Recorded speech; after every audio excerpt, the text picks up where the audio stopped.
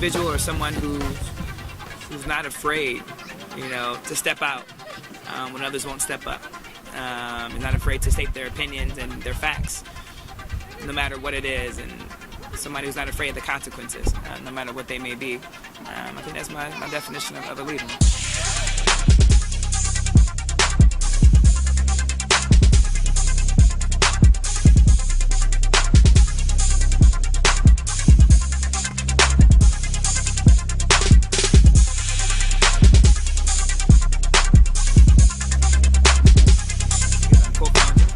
Muse Recordings, which was founded in New York City. I'm also, lecture on the business of music at different universities on branding and marketing and strategy. Commentary on radio and on TV on the business of music. So I like music a lot. Well, music and politics begins and ends with me, basically. Joke. Right, that was good. Right, funny. I think it's kind of they're both forms of expression, really. Whether what you listen to kind of reflects your personality and reflects your interests. And politics the same way. The candidate that you represent, you reflect, kind of reflects who you are as an individual and the things that you value most. And I think the convergence comes because now music makes politics sexy, right? And now politics makes music sexy, right? So you have now a lot of your mainstream artists who are chilling now, with presidents. I mean, they've done that in the past before now, but even more so now than ever. You have musicians involved in campaigning, right? And I think each one validates the other, right? And so when a music artist or music validates a candidate, it makes that candidate have some swag, and it kind of makes them cool. But then also, too, when a politician listens to the music or validates an artist, it makes them see more or her, like, oh, wow, they're kind of smart. They might have some substance to them. So I think each one, you have that song, that cliche goes, each one teach one. It's almost like each one validates the other. And so I think they both make each other sexy. Music makes politics sexy, and politics makes music sexy. I'm sexy, right?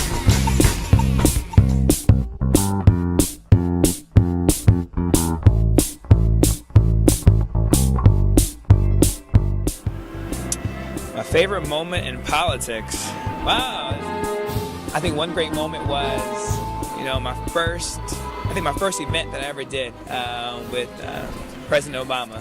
Then he was Senator Obama, and we were just at this brownstone in Brooklyn. Had a nice reception, a nice gathering of people, and I think when I was there, I could have never imagined we would be where we are, like right now, right? And at the time, he wasn't this extreme popular candidate that he was kind of later on towards the end of the campaign. It was more towards the beginning of the campaign. And so I think being in that room and kind of reflecting back, now what that moment was, it was huge. We're just gathered with the senator who had hopes of one day, becoming the president of the United States of America. And we didn't know where it was going to go. And then to see where it is now, I think that was amazing. Because the atmosphere was very relaxed.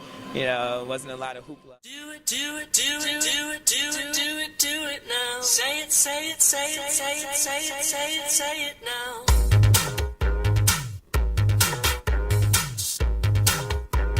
Yeah, that's really how it is. I think a lot of people would think that I'm have all these extra things and a lot of excess things. I'm very simple, very plain. Vanilla ice cream is actually my favorite ice cream. And so, but see, vanilla allows you to put your own twist on it, though. It's a basic palette, it's a basic flavor. You can add your own ingredients, add your own toppings, and so I guess this could be considered a good metaphor to life. You know what I mean? And the life that I've taken and the route that I've chosen, you take a very plain, basic outlook or topic or theme or career or path, and just kind of just designate it and make it your own. Put your own flavors on it, your own toppings. To make your own creation, and that's kind of my pattern in my life. I never follow patterns, never follow trends. Whatever I choose to do at the moment, or wherever I'm led to, wherever God leads me, that's usually what the outcome is. As easy it was that politics always been a part of me, but never nothing I never sought out to do. Is almost like this kind of serendipitous kind of moment that that kind of occurred. I think it's a metaphor in how my life has been my entire life. I've just always been blessed and been guided, to be in the right positions at the right time. I've had a great supportive family structure who's always supported me no matter what it was that I chose to do. I had a great group of friends who were around me who always encouraged me to be me. I think the unique thing to the viewers that are out there is just to always be yourself. and to always stay true to who you are, and never get deterred on your path because it may not be popular or it may not seem cool, or you have to make it cool, and you have to make it something that you're interested in. And so I'd never let anybody define who I am. I never let anybody define my trajectory or my path in life. I always took ownership of that on my own and defined it for myself.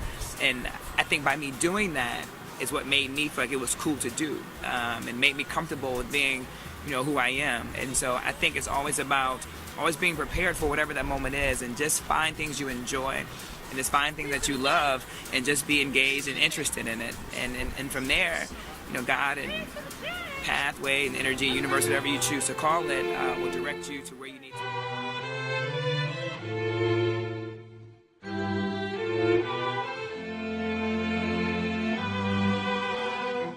You're my last breath, you're a breath of fresh air to me. I am empty, so tell me you care for me. My friend, what's your name, sweetie? Jerry. My friend Jerry just called for a cab, and I wanted to give you a different address, a different intersection for 110 Houston Street. Sunshine. Yeah, we just called just now. Yeah. She meant to say 110 Houston. Whether or not an artist wants to stand up and say that they are a role model or not, it's pretty much indifferent. We all know that once you have that microphone and you have that platform, people are listening. That's what's fascinating. And so as much as it can be unsettling, it can also be fascinating and exciting to see what's going to become about when really people take control of their government and take a hold of it. And you do that by voting, and you do that by being engaged, and you do that by being encouraged, and to get other people involved. And so I think that's some of the biggest factors that make 2012 such a very interesting dynamic. It's like all hands on deck. We need everybody. You know what I mean?